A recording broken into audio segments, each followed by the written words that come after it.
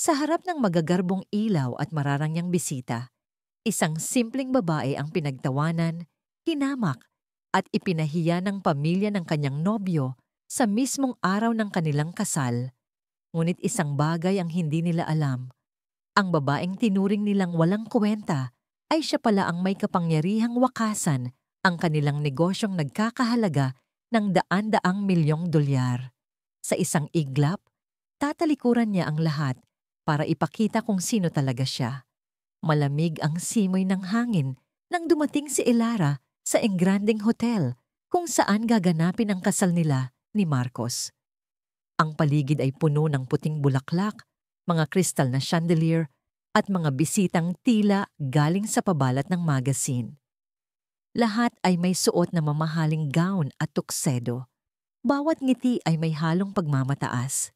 Ngunit sa kabila ng karangyaan, may kakaibang lamig sa kanyang dibdib. Parang may humihigop ng saya mula sa loob. Relax, Elara. Mahina niyang bulong sa sarili habang pinagmamasdan ang kanyang refleksyon sa salamin. Nakangiti siya, ngunit sa likod ng nangiting iyon ay may pagdududa. Hindi niya alam kung bakit parang napakalayo ni Marcos nitong mga nakaraang araw. Mula nang umuwi ito mula sa business trip, tila ba may pader ng namamagitan sa kanila. Pumasok si Liza, ang kanyang matalik na kaibigan at maid of honor. Handa ka na ba? Grabe girl, ikaw na yata ang pinakamagandang bride na nakita ko. Ngumiti si Elara. Sana nga Liza, sana sapat na to. Anong ibig mong sabihin? Tanong ni Liza, halatang nag-aalala. Wala. Baka kinakabahan lang ako. Sagot niya, kahit alam niyang may mali. Pagdating niya sa altar, bumungad sa kanya si Marcos. Gwapo, matangkad, at nakangiting parang modelo ng isang mamahaling brand, ngunit hindi nakatakas sa kanya ang malamig nitong tingin. Parang hindi tuwa, kundi pag-aalinlangan ang nakikita niya sa mga mata ng lalaking mahal niya. Nang lumakad siya palapit, ramdam niya ang bulungan ng mga tao. May ilan pang mga ngiting mapanghusga mula sa mga babaeng bisita na kilala niyang galing sa angkan ng pamilya ni Marcos. Sa gilid ng altar, nakaupo ang ina ni Marcos, si Madam Cassandra Villaverde, isang kilalang businesswoman.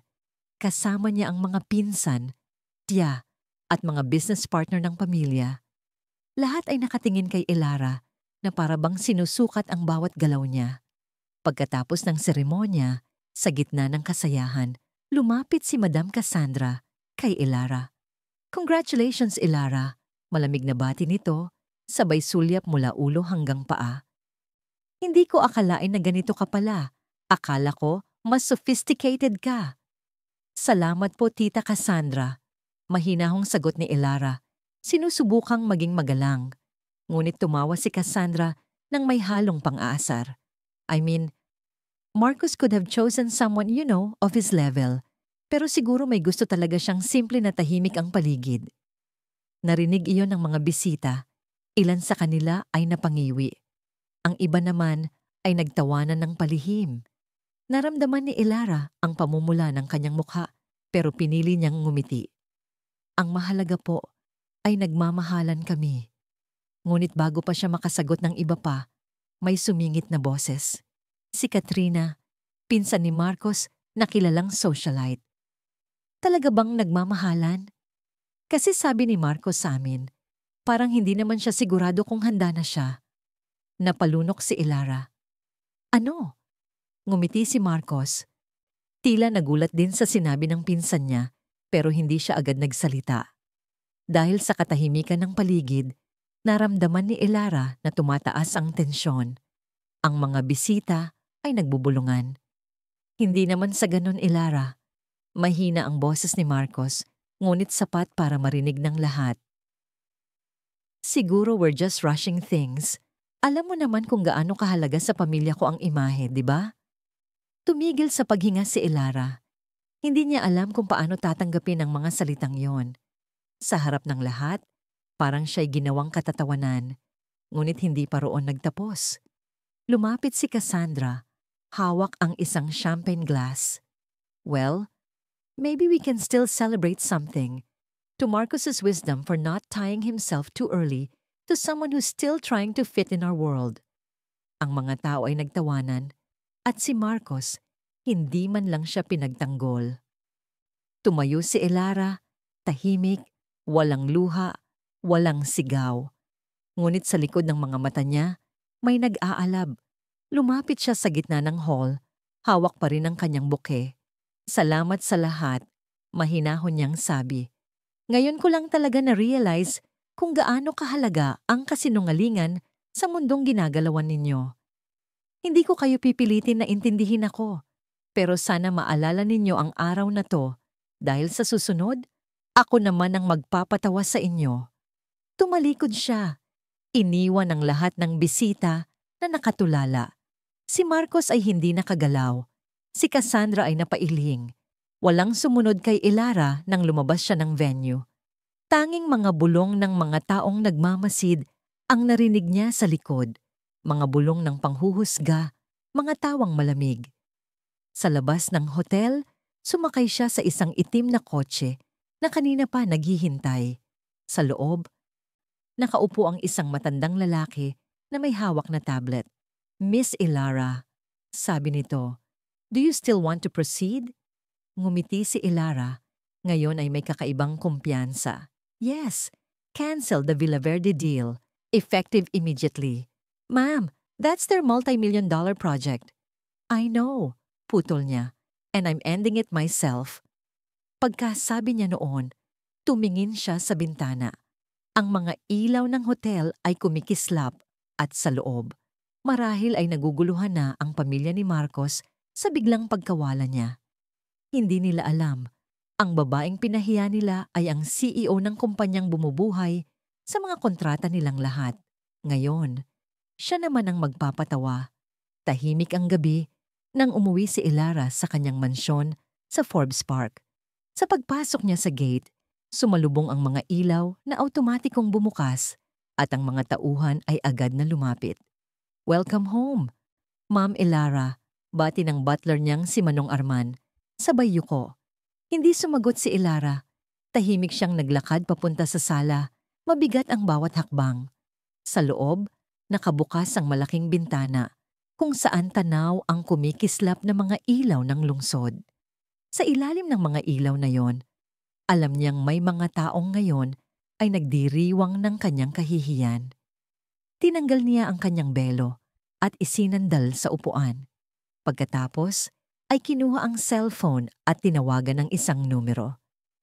Henry, malamig niyang sabi ng sagutin ng lalaki. Ang kanyang Chief Operations Officer. Yes, ma'am, sagot ng boses sa kabilang linya. I want the termination announcement ready by tomorrow. Pull out all investments from Villaverde Holdings. Freeze the current accounts under our joint projects. Tahimik sandali si Henry. Ma'am, that's their multi-million-dollar coastal development project. Are you sure? Yes, sagot niya ng walang alinlangan. They made a mockery of my name. Now let's show them who they humiliated. Pagkababa niya ng tawag, napaupo si Elara sa gilid ng sofa. Ilang segundo lang, bumuhos ang luha na kanina pa niya pinipigilan. Hindi dahil sa hiya, kundi dahil sa sakit ng pagkakanulo. Bakit Marcos? Mahina niyang bulong. Akala ko iba ka. Nang gabing iyon, hindi siya nakatulog. Sa halip, binuksan niya ang laptop at tiningnan ang mga dokumento ng proyekto. Doon niya nakita kung gaano kalaki ang nakasalalay, daan-daang trabaho, milyon-milyong dolyar na puhunan, at isang kontratang kay tagal niyang pinagplanuhan kasama si Marcos. Ngunit lahat ng iyon ay mawawala sa isang iglap dahil sa isang bagay. Pagmamataas. Kinabukasan. Kumalat agad sa mga business news ang balitang ikinagulat ng lahat. Villaverde Holdings loses multi-million-dollar contract after sudden withdrawal of EcoArp investments. Nabulabog ang merkado, bumagsak ang stocks ng kumpanya, at nagpanik ang mga board member. Sa opisina ng Villaverde Holdings, halos pasigaw sa galit si Cassandra. Find out who the hell authorized this. Sigaw niya habang binabagsak ang mga dokumento sa mesa. Ma'am, nanginginig na sabi ng sekretarya. The decision came directly from Elara Cruz, the CEO of E-Corp. Natigilan si Cassandra. What? Halos hindi makapaniwala ang tono niya. Si Elara? Yung babaeng pinahiya natin kahapon? Yes, ma'am. Sagot ng sekretarya. E-Corp owns 40% of our development partnership. Without them, the entire coastal project collapses. Hindi makapagsalita si Cassandra. Ang mukha niyang laging puno ng kumpiyansa ay biglang napalitan ng pangamba. Sa tabi niya, pumasok si Marcos, suot pa rin ang simpleng polo, halatang hindi nakatulog. Mom, what's happening? I've been getting calls since morning. The project's in chaos. Tumalikod si Cassandra at tinapunan siya ng matalim na tingin. You fool! Do you have any idea what you've done? That woman you humiliated? She's not some random social climber. She's the owner of E-Corp. What? Hindi makapaniwala si Marcos. Impossible. She told me she was just a marketing consultant. Marketing consultant? Halos mapasigaw ang ina. She's the youngest billionaire investor in Asia. God, Marcos, you've destroyed us. Namutla si Marcos, para siyang binuhusan ng malamig na tubig. Biglang bumalik sa isip niya ang mga sandali noong una silang nagkakilala. Akala niya, simpleng babae lang si Elara. Tahimik, masipag, at walang kaartehan. Doon siya naakit dahil pagod na siya sa mga babaeng puro porma. Pero nang maging sila, nagsimula siyang maramdaman ng pressure mula sa kanyang pamilya. Lagi nilang sinasabing hindi bagay si Elara, na mababa ito at dapat ay mas karapat-dapat ang kanyang mapangasawa. Hanggang sa napaniwala siya. At ngayon, nagsisisi siya.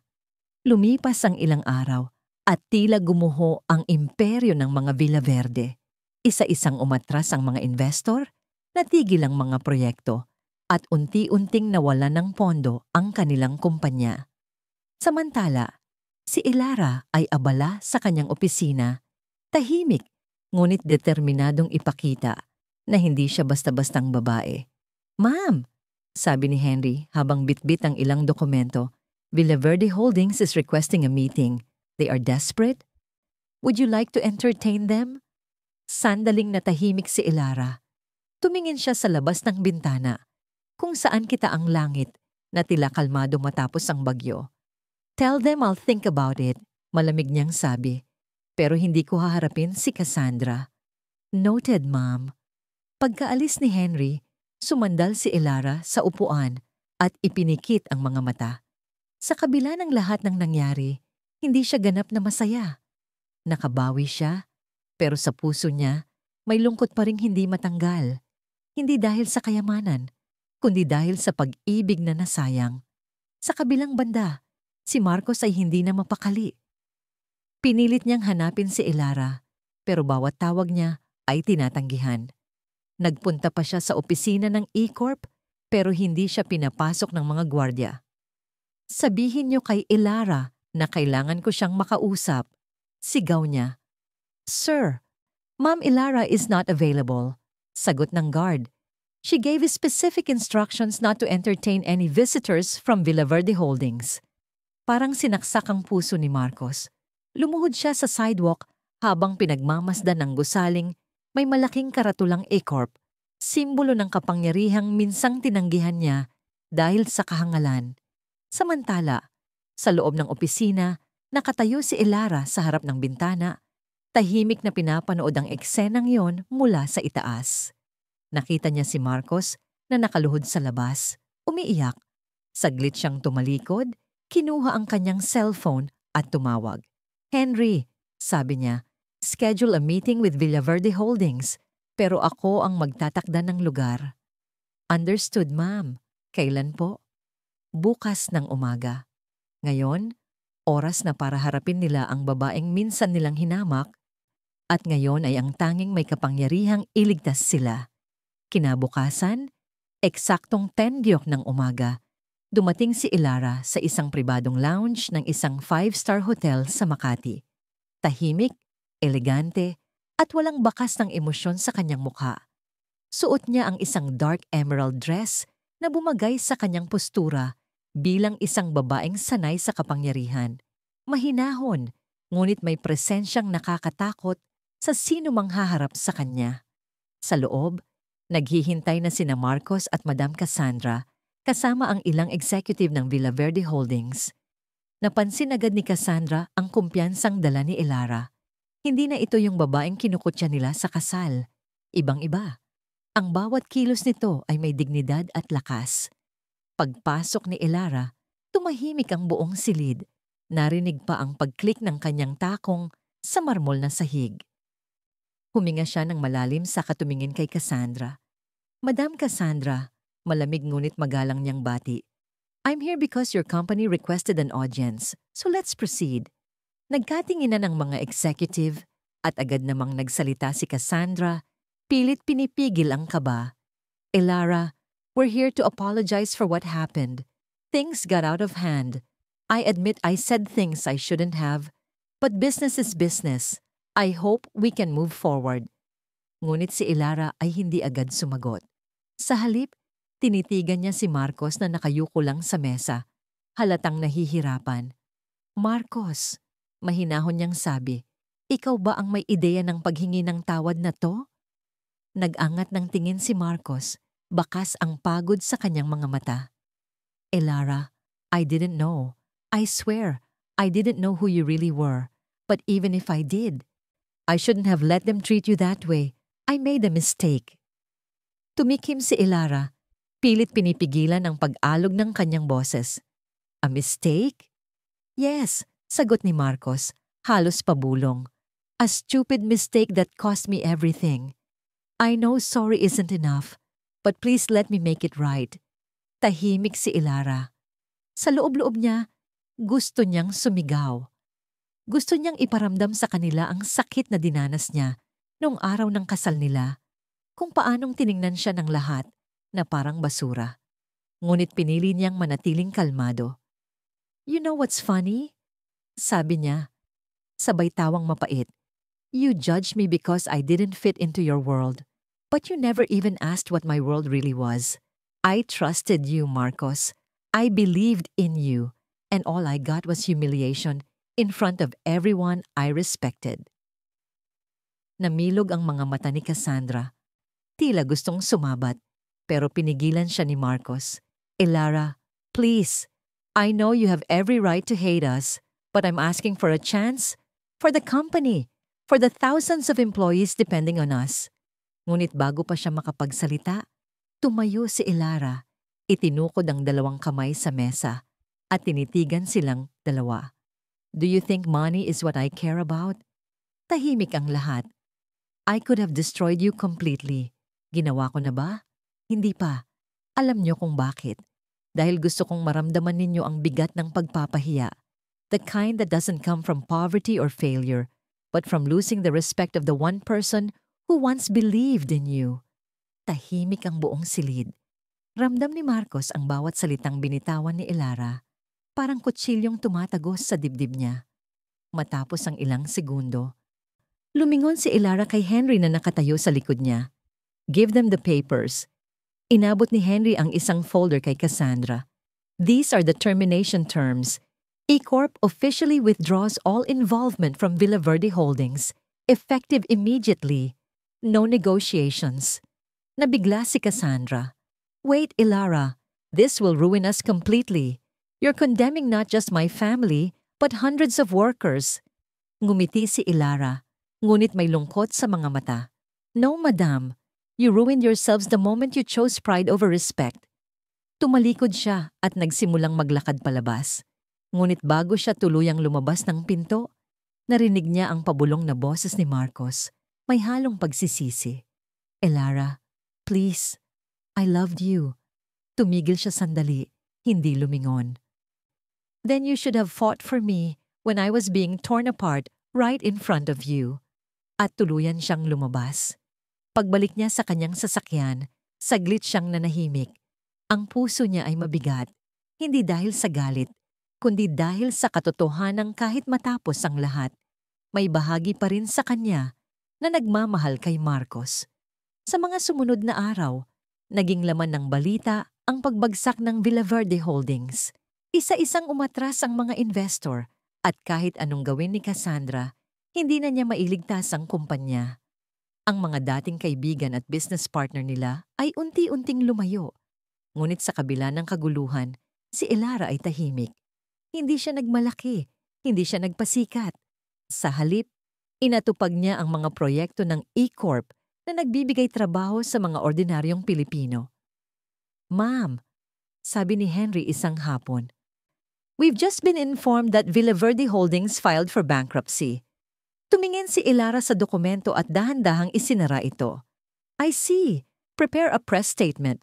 No comment from us." "The story tells itself." "Understood, ma'am." Pagkaalis ni Henry, muling tumingin si Elara sa labas. Ang mga ulap ay mabigat, tila nagbabadyang umulan. Ganito pala ang pakiramdam. Mahina niyang sabi, "You win, but you don't feel victorious." Kinagabihan, habang naglalakad siya sa kanyang hardin, narinig niya ang mga patak ng ulan. Isa, dalawa, hanggang tuluyang bumuhos. Hindi siya tumakbo. Sa halip, tinanggap niya ang lamig ng bawat patak. Parang iyon ang tanging paraan para hugasan ang bigat ng puso niya. Ngunit sa gitna ng ulan, may isang boses na tumawag, "Elara!" Napalingon siya at doon niya nakita si Marcos. Basang-basa, nakatayo sa labas ng gate. "Anong ginagawa mo rito?" Sigaw ni Elara. "Please, let me talk to you. Just this once." Ngunit tumalikod si Elara. "Wala na tayong dapat pag-usapan, Marcos. Hindi ako aalis hanggat hindi mo ako pinapakinggan." Sigaw nito, halos umiiyak. Lumapit si Marcos dahan-dahan hanggang sa magkalapit sila ng mukha. Ang mga patak ng ulan ay bumabagsak sa pagitan nila. "Elara," pabulong niyang sabi, "I lost everything. My company, my family, my pride. Pero ang pinakamasakit sa lahat, nawala ka." Naramdaman ni Elara ang kirot sa puso. Gustuhin man niyang lumambot, pinigilan niya ang sarili. "Marcos, hindi ako ang nawala sa'yo. Ikaw ang bumitaw." "Then let me fix it." Pagsusumamo ni Marcos, "I don't care about the money anymore. I just want you back." Tahimik si Elara. Pinikit niya ang mga mata, huminga ng malalim. "Gusto kong maniwala sa'yo, Marcos." Mahina niyang sabi. Pero minsan, kapag naputol ang tiwala, hindi na ito bumabalik. At tuluyan siyang lumakad palayo. Iniwan si Marcos na nakaluhod sa gitna ng ulan. Umiiyak sa pagkatalo. Hindi ng negosyo, kundi ng pag-ibig. Ngunit habang papalayo siya, tumulo ang luha sa kanyang pisngi. Hindi dahil sa galit, kundi dahil alam niyang kahit anong lakas ng loob niya, ang puso ay mananatiling mahina pagdating sa taong minahal niya ng totoo. Lumipas ang ilang buwan matapos ang pagbagsak ng Villaverde Holdings. Ang dating makapangyarihang pamilya ay halos hindi na makilala sa mundo ng negosyo. Ang mga dating partner ay nagsitakbuhan. Ang mga empleyado ay nawala ng trabaho.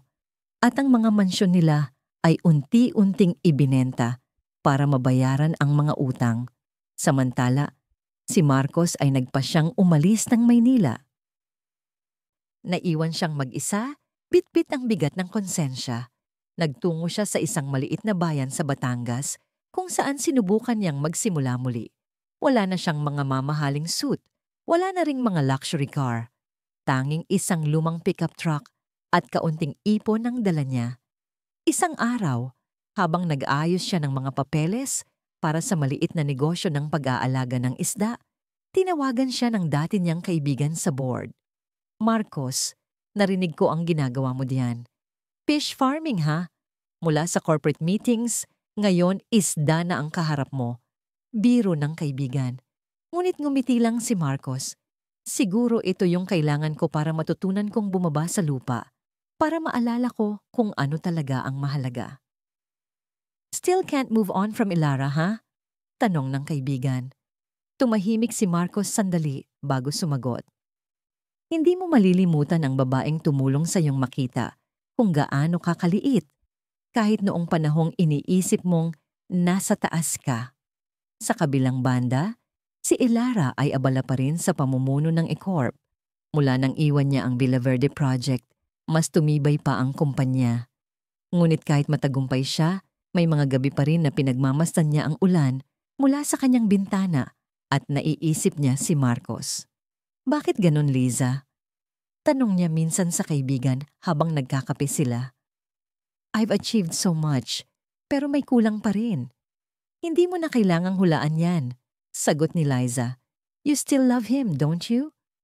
Napayuko si Elara, hawak ang tasa ng kape. Siguro, pero hindi ko alam kung kaya ko pang magtiwala. Sometimes, Elara, sabi ni Liza, forgiveness isn't about trusting them again. It's about freeing yourself. Tahimik si Elara.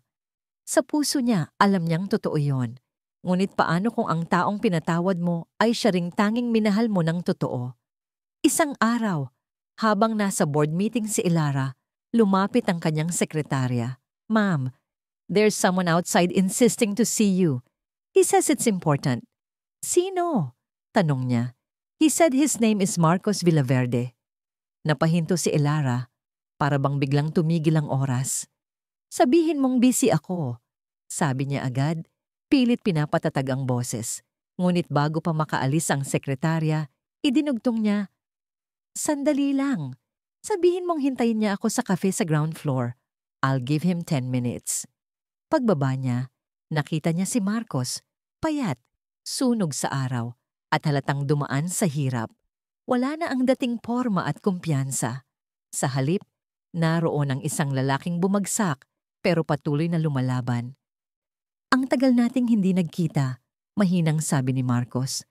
6 months, sagot ni Elara. Malamig pa rin ang tono. Anong kailangan mo? Ngumiti si Marcos, mapait. Hindi ako nandito para humingi ng tulong. Gusto ko lang magpasalamat. Magpasalamat? Kunot noong tanong ni Elara. Oo, sagot niya. Dahil sa ginawa mo, natutunan kong maging tao. Dati, puro imahe at yaman ang iniisip ko. Pero ngayong wala na lahat yon, doon ko lang nakita kung gaano ako kalayo sa mga simpleng bagay na dapat pinahahalagahan. Tahimik lang si Elara.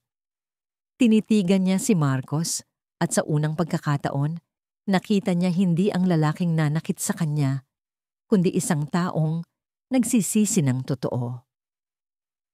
I built a small business, patuloy ni Marcos. Fish farm sa Batangas. Maliit lang, pero patas. Walang kasinungalingan. Gusto kong bumawi, hindi para sa iyo, kundi para sa sarili ko.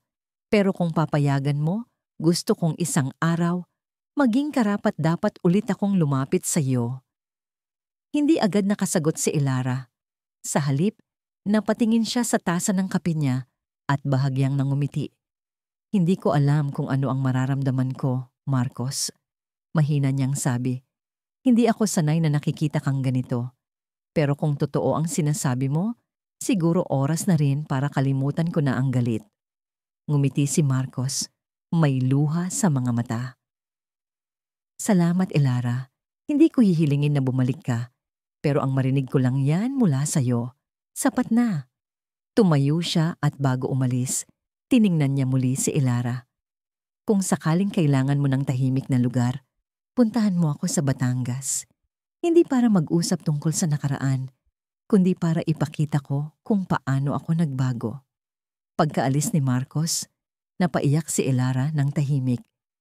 Hindi dahil sa sakit, kundi dahil sa ginhawang hatid ng pagpapatawad.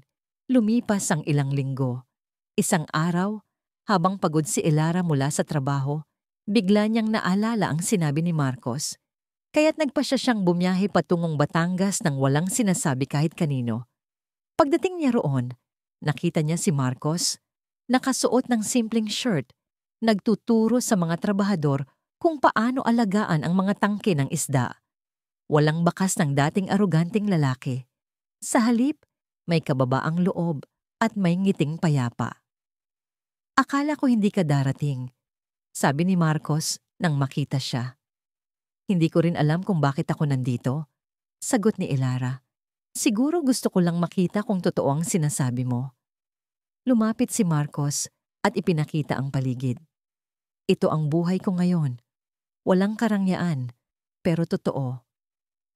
Wala ng mga taong nagtatago sa likod ng ngiti. Ngumiti si Ilara, tahimik na pinagmamasdan siya. Ibang-iba ka na.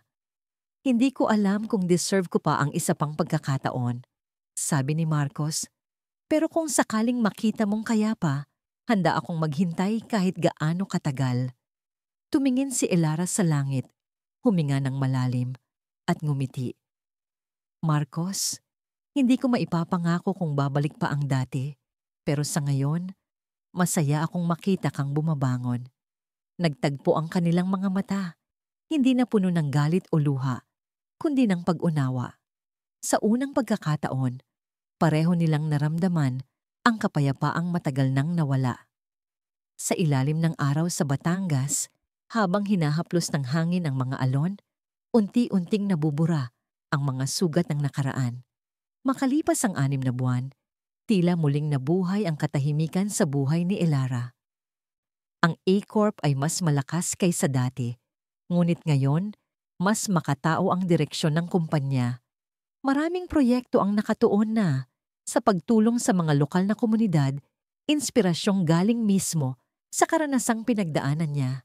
Madalas na siyang bumibisita sa Batangas, hindi bilang isang CEO, kundi bilang isang simpleng babae na minsan nang nasaktan at ngayoy unti-unting natutututong magmahal ulit. Tuwing naroon siya, tinutulungan niya si Marcos sa mga proyekto, nagtuturo sa mga kabataang gustong matutong magnegosyo ng tapat at marangal. Isang hapon, habang nakaupo sila sa tabing dagat, pinapanood ang paglubog ng araw, nagsalita si Marcos. Ilara, may gusto sana akong sabihin. Tumingin si Ilara, nakangiti. Ano yon? Alam kong sinabi kong hihintayin kita at hindi ko alam kung kailan o kung darating pa yung araw na yon. Pero sa bawat araw na magkasama tayo rito, natututunan kong hindi ko kailangan ng kahit anong kapalit. Ang mahalaga, nandito ka. Napangiti si Ilara, ngunit may lungkot din sa kanyang mga mata. Marcos, marami pa rin akong takot. Lahat ng pinagdaanan natin, hindi madaling kalimutan. Pero aaminin ko, natutunan kong magpatawad at minsan, sapat na yon para magsimulang muli. Hindi ko hinihingi na bumalik tayo sa dati, sabi ni Marcos. Ang gusto ko lang, sana makita mong totoo na ako ngayon. Hindi na yung lalaking pinili ang pride kaysa sa pag-ibig. Tahimik silang dalawa, tanging tunog ng alon at huni ng mga ibon ang maririnig. Maya-maya, tumayo si Ilara at lumapit sa tubig. Hinayaan niyang mabasa ang kanyang mga paa habang pinagmamasdan ang paggalaw ng dagat. Alam mo Marcos, mahina niyang sabi, ang dagat parang buhay. May mga alon na sobrang lakas, minsan tinatangay ka. Pero kung marunong kang lumangoy, matututunan mong sumabay sa agos imbes na labanan ito. Lumapit si Marcos, bahagyang nakangiti. At kung sakaling malunod ka, may taong huhugot sa iyo pabalik sa ibabaw. Sagot niya, sabay tingin kay Ilara. Ngumiti silang pareho, hindi gaya ng dati na puno ng ilusyon. Sa halip, isang ngiti ito ng pag-unawa, ng paghilom. Pagbalik nila sa bahay, nadatnan nila si Liza na may dalang mga dokumento. Ilara, urgent to. Investors from Singapore want to buy 30% of E-Corp. Pero kailangan mong pumunta sa board meeting sa Hong Kong bukas. Natahimik si Ilara. Alam niyang malaking oportunidad yon. Ngunit kung tatanggapin niya, kailangan niyang iwan ang Batangas at ang mga panahong ginugol niya kasama si Marcos. Kinagabihan, habang nakaupo siya sa veranda, dumating si Marcos dala ang 2 tasa ng kape. Ang tahimik mo, sabi ni Marcos. May problema ba? May offer ang mga taga-Singapore, sagot ni Ilara. Expansion, global level. Pero kung tatanggapin ko, kailangan kong lumipad bukas at manatili roon ng ilang buwan. Tumango si Marcos, pilit na ngumiti. Then go. Hindi mo kailangang mag-alinlangan, Ilara. Hindi mo dapat iwan ang mga pangarap mo para lang sa akin. Pero, sagot ni Ilara, natagpuan ko na dito yung bagay na hindi ko nahanap kahit gaano kalaki ang kumpanya ko, kapayapaan. Lumapit si Marcos, mahinang hinawakan ng kanyang kamay. Ilara, Kung para sa'yo ako, babalik ka. At kung para sa'yo talaga ang landas na yan, dapat mo yung lakaran. Napaiyak si Elara. Bakit parang lagi kang marunong magpaalam? Hindi ito paalam, sabi ni Marcos. Ito lang ang tamang paraan para magpatuloy tayo sa tamang direksyon. Yumakap si Elara kay Marcos. Mahigpit, parang ayaw nang bumitaw. Promise me, sabi niya sa gitna ng luha. When I come back, you'll still be here. I'll be waiting, sagot ni Marcos. Just like the sea waits for the tide. Lumipas ang 3 buwan. Naging matagumpay ang expansion ng E-Corp sa Singapore at Japan. Muling napuno ng papuri ang pangalan ni Elara, ang babaeng minsang hinamak, ngayoy tinitingala sa buong mundo. Ngunit sa kabila ng tagumpay, lagi niyang naiisip si Marcos. Ang buhay na tahimik, payak, pero totoo. Isang gabi, habang nasa harap siya ng malaking bintana ng kanyang opisina, nakatanggap siya ng sulat. Hindi ito galing sa email, kundi sa koreo. Sulat kamay mula kay Marcos. Elara, hindi ko alam kung nababasa mo to. Pero gusto kong malaman mong maayos ako. Ang fish farm natin ay lumago na. Marami na tayong natutulungan dahil lahat ng inspirasyon ko ay galing sa'yo. Hindi ko alam kung kailan ka babalik, pero alam kong babalik ka. At kapag dumating yung araw na yon, gusto kong ipakita sa'yo na kaya ko nang tumayo sa sarili kong paa. Hindi bilang Villaverde, kundi bilang si Marcos. Hanggang sa muli, M. Napangiti si Elara, sabay patak ng luha. Kinuha niya ang cellphone at tinawagan si Liza. Book me a flight back to Manila tomorrow, sabi niya. Akala ko may conference ka pa next week? Tanong ni Liza. May mas mahalagang dapat akong puntahan, sagot ni Elara. May namangiting hindi maitago. Pagdating niya sa Batangas, sumalubong sa kanya ang tanawin ng farm. Mas malaki na, mas maayos, at may mga bagong tauhan. Sa gitna, nakita niya si Marcos. Abalang nag-aabot ng lambat sa mga manggagawa. Elara! Halos hindi makapaniwala si Marcos. Lumapit siya, ngumiti. Sabi ko naman sa'yo, babalik ako. Napaluhod si Marcos, hindi dahil sa sorpresa, kundi sa matinding emosyon. Akala ko hindi mo na ako babalikan. Hindi ako aalis nang hindi pa natatapos ang kwento natin. Sabi ni Elara, sabay hawak sa kanyang mukha. Ngayon, handa na akong magsimula ulit. Hindi bilang CEO, hindi bilang babae ng negosyo, kundi bilang ako at ikaw.